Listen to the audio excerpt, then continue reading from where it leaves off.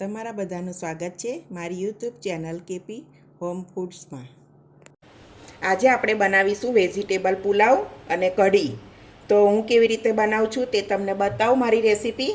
તો તમે છેક સુધી મારો વિડીયો જોજો. તો ચાલો આપણે રેસીપી શરૂ કરીએ.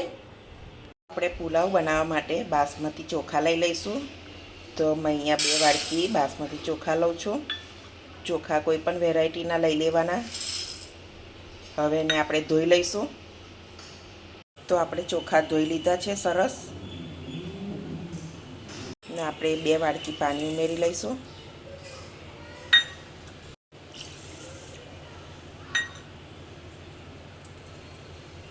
પાંચ 10 મિનિટ સુધી આપણે એને પલળવા દઈશું. તો આપણે 5-1 મિનિટ જેવું થઈ ગયું છે. આપણે મીઠું નાખી દઈશું. 1 પરી ઘી રેડી દઈશું. ઘી ઉમેરવાથી ભાત એકદમ છૂટો થાય છે. બરાબર મિક્સ કરી લેવાનું. પાણી તમારે ચોખાના જરૂર પ્રમાણે લઈ લેવાનું. છૂટો બનાવવાનો છે. તો આપણે આ રીતે રેડી કરી લીધું છે ભાતનું. હવે આપણે આવી રીતે તપેલી લઈ લઈશું. એ તપેલીની અંદર આપણે આ મૂકી દઈશું. આ છૂટો સરસ બને છે આવી રીતે. એની પર એક ઢાંકણ ઢાંકી દઈશું. એક ઉપર ઢાંકી દઈશું. હવે એને આપણે અડધો કલાક જેવું થવા દઈશું. ભાત સરસ બની ગયો છે, જોઈ લઈએ.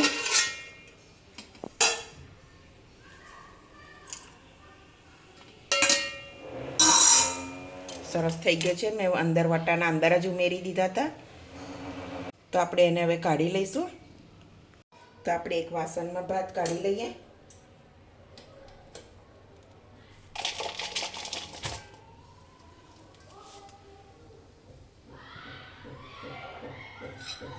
એને આ રીતે ઠંડો થવા દેવાનો છે.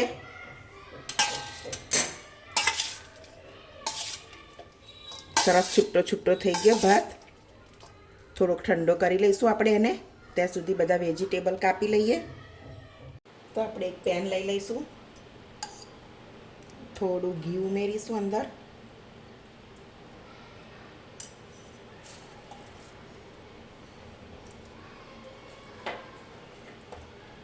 ઘીને બરાબર ગરમ થવા દઈશું.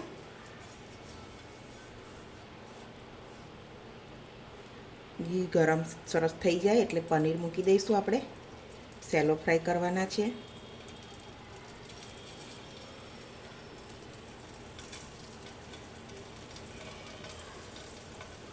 એને ધીમા ગેસે કરી લઈશું.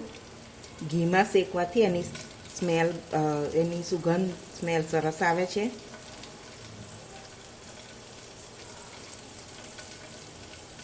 આપણે બધા આ રીતે ગોઠવી દીધા છે. ઘીમાં શેકવાથી એની ફ્લેવર બહુ સરસ આવે છે, એટલે ઘીમાં શેકવાના એને.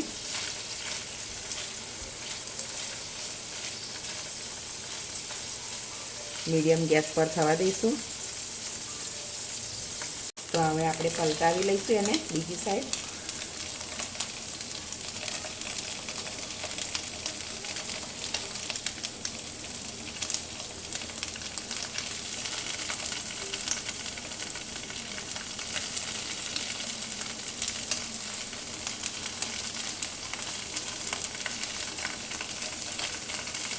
આ રીતે બધા પલટાવી લઈએ. તો આપણે બીજી સાઈડ પણ એ રીતે થવા દઈશું 5 મિનિટ જેવું. તો બધા આપણા સેલો ફ્રાય થઈ ગયા છે પનીર. હવે આપણે એને એક પ્લેટમાં કાઢી લઈશું.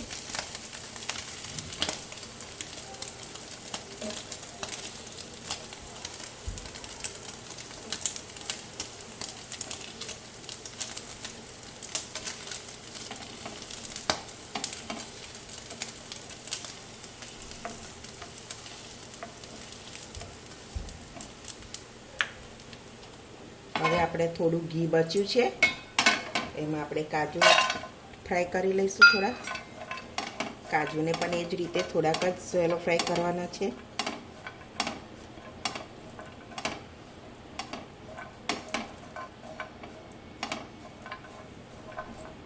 કાજુ પણ સરસ રીતે થઈ ગયા છે. હવે એને પણ આપણે કાઢી લઈશું. તો આપણે એમાં ઉમેરી લઈશું પનીર ફ્રાય કરેલા. કાજુને પણ એ રીતે કાઢી લઈશું.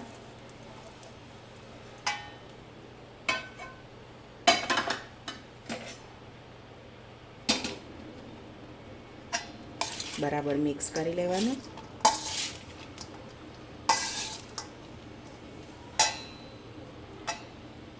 તો અહીંયા મેં બધા વેજીટેબલ ફ્રાય કરવા માટે એક કઢાઈમાં તેલ લઈ લીધું છે. તેલ સરસ ગરમ થઈ ગયું છે. તો આપણે પહેલાં બટાકા એને ફ્રાય કરી લઈશું. હું અહીંયા બધા વેજીટેબલ ફ્રાય કરીને લઈ લઈશ.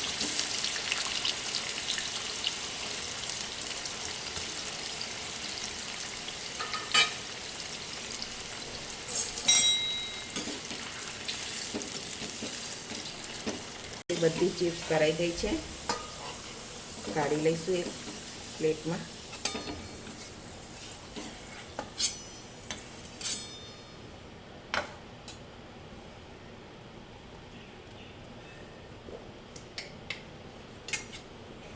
એવી રીતે આપણે ગાજરને પણ તળી લઈશું.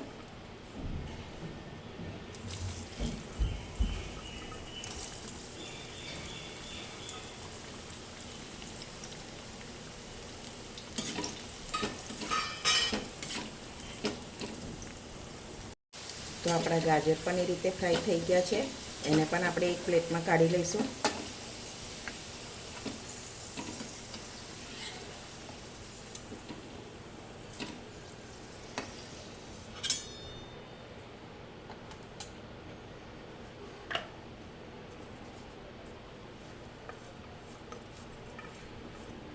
હવે કેપ્સિકમ લઈ લઈએ.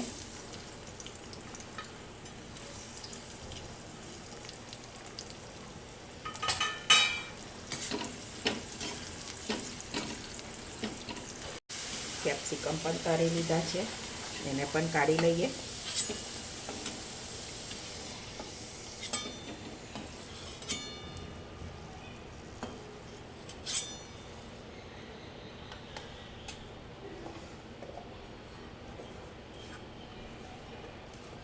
હવે આપણે ડુંગળી લઈ લેવાની છેલ્લી.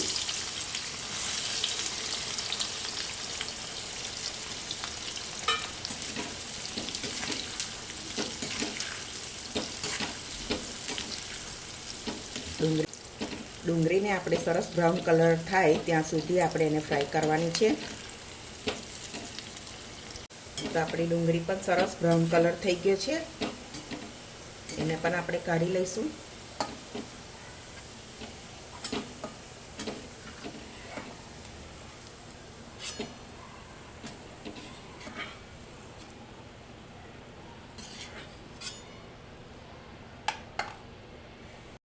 તો આપણે બધા તળેલા વેજીટેબલ આપણે ભાતમાં ઉમેરી લઈશું.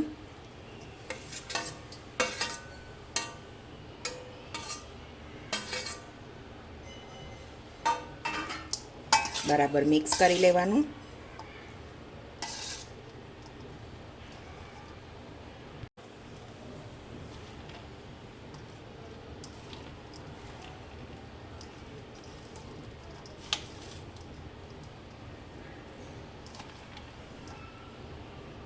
તો અહીંયા આપણે વઘાર માટે જે કઢાઈ લીધી હતી એમાં થોડું ઘી ઉમેર્યું છે. જીરું લઈ લઈશું. 1 ચમચી આદુ મરચાંની પેસ્ટ,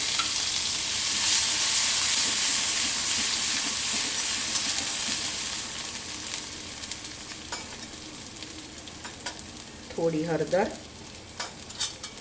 થોડું લાલ મરચું, અડધી ચમચી ધાણા જીરું.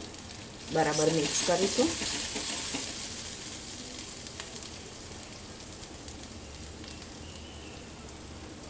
તો આપણે બધું ભાતમાં મિક્સ કરી લઈશું મસાલો.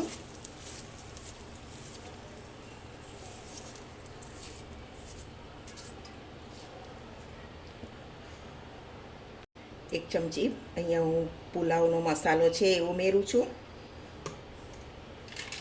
મારી પાસે આવી રીતે પુલાવનો મસાલો છે. બરાબર મિક્સ કરી લઈશું.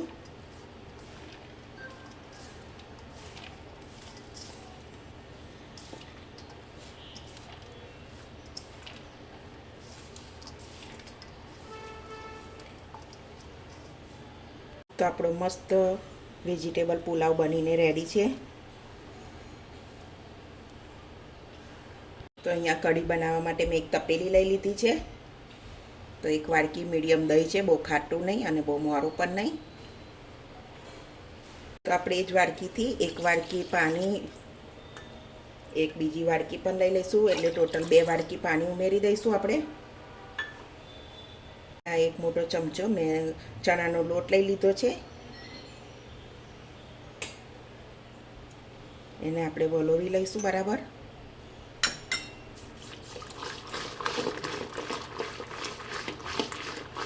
આ રીતે બરાબર વલોવી લેવાનું, એટલે દહીં, પાણી, લોટ બધું બરાબર મિક્સ થઈ જાય.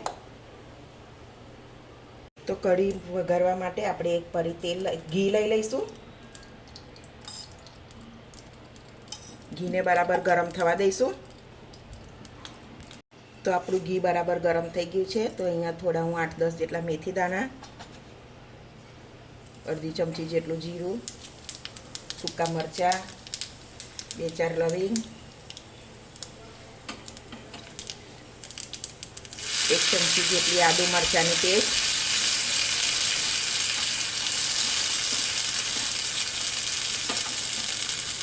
બરોબર સાતરવાનું.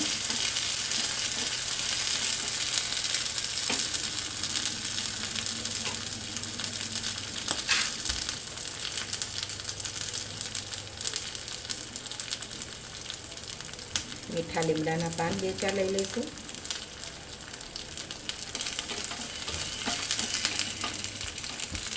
કઢીમાં મિક્સ કરી લેવાનું છે.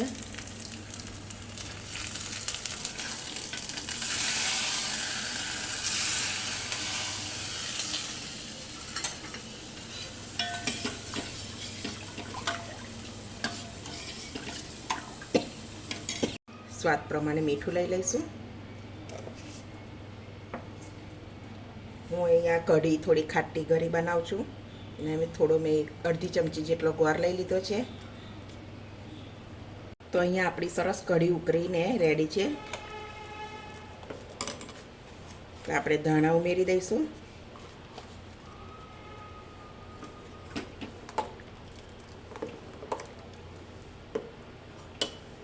તો આપણી મસ્ત કઢી બનીને રેડી થઈ ગઈ છે. તો આપણો આ વેજીટેબલ પુલાવ બનીને રેડી છે. તો તમે એકવાર જરૂરથી આવી રીતે ટ્રાય કરજો, બહુ સરસ બનશે. અને મને કોમેન્ટમાં કહેજો કે કેવો બન્યો છે. રેસીપી ગમતી હોય તો વિડીયોને લાઇક કરજો, મારી ચેનલને સબસ્ક્રાઈબ કરજો, તમારા ફ્રેન્ડ જોડે શેર કરજો.